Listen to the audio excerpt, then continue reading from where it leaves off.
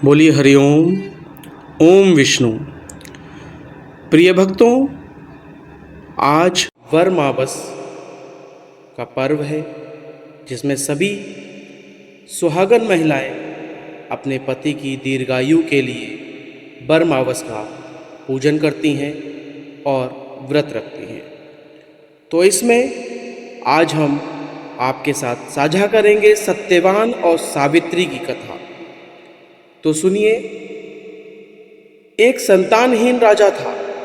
उसे संतान की अभिलाषा थी, इसलिए उसने एक दिन ज्योतिष आदि ग्रंथों के ज्ञाता एवं परम विद्वान पंडितों तथा ऋषियों से निवेदन किया कि हे विप्रवर, कोई ऐसा उपाय कीजिए जिससे मेरे संतान हो सके। पंडितों ने कहा, हे राजन, तुम्हारे एक लड़की होगी जिसका पति एक साल भर बाद मर जाएगा, यानी कि उसकी मृत्यु हो जाएगी। यह प्रभु का लिखा हुआ है। यह सुनकर राजा बहुत दुखी हुआ, लेकिन प्रभु का लिखा कौन मिटा सकता है भला। समय पाकर राजा के एक सावित्री नाम की लड़की पैदा हुई। यह कन्या चंद्रमा के समान सुंदर थी। जब वह 18 वर्ष की हुई तो राजा को विवाह की चिंता हुई। तभी एक दिन नारद जी वहां आए। राजा ने उनको दंडवत प्रणाम किया और सावित्री जी को उनके सामने प्रस्तुत किया।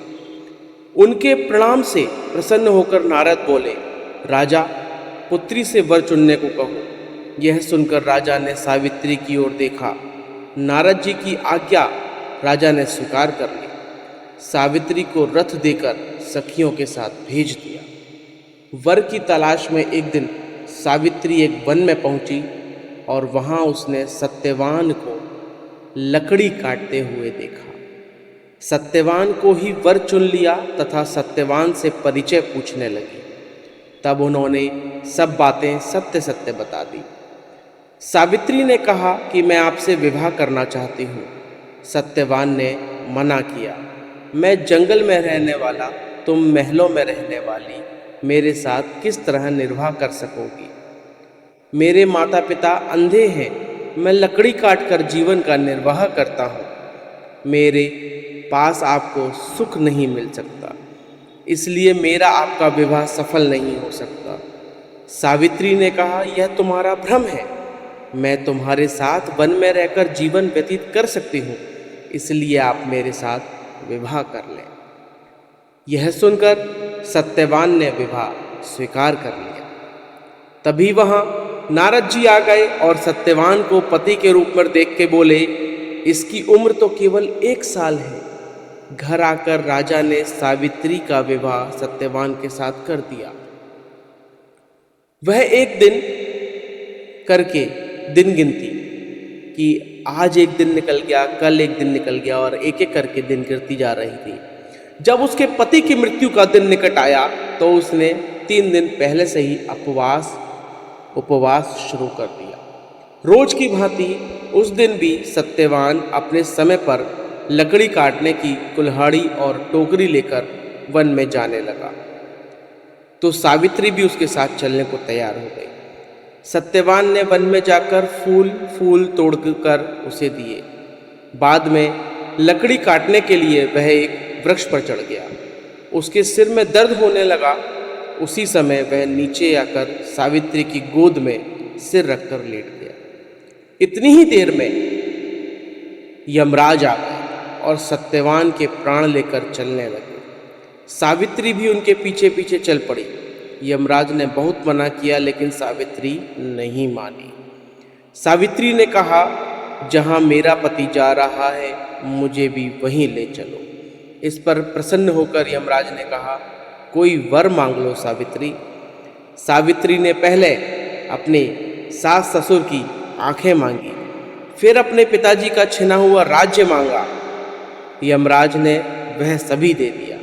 तब यमराज ने कहा, अब लौट जाओ। फिर भी सावित्री नहीं मानी। यमराज ने उससे तीसरा वरदान मांगने को कहा।